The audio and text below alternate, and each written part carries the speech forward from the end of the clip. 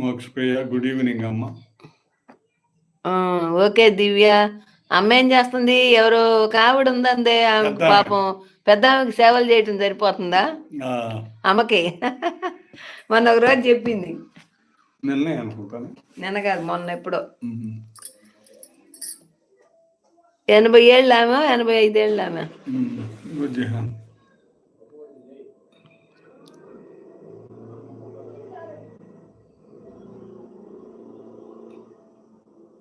దివ్య okay Noor Jihan.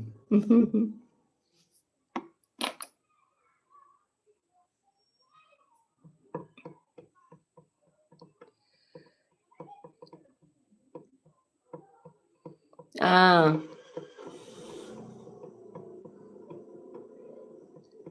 ఉందా?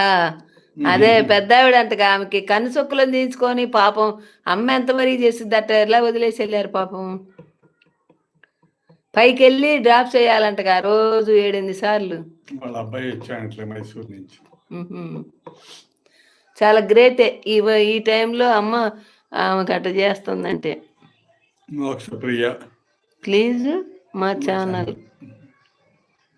అదే మరి మోక్షప్రియ బాధ్యత ఉన్న వాళ్ళకి బాధ్యత లేని వాళ్ళకి యాడ్ చేయాలి పాపం. అవును. రోజుకి 2 సార్లు అమ్మ బామ్మ. పైకి ఎక్కి దిగి అయిపోద్ది ఆమెను చూసుకుంటాడు. ఇంక ఇంట్లో పనులు చూసుకోవాలి, ఆ పిల్లల్ని చూసుకోవాలి, హాస్టల్ పిల్లల్ని.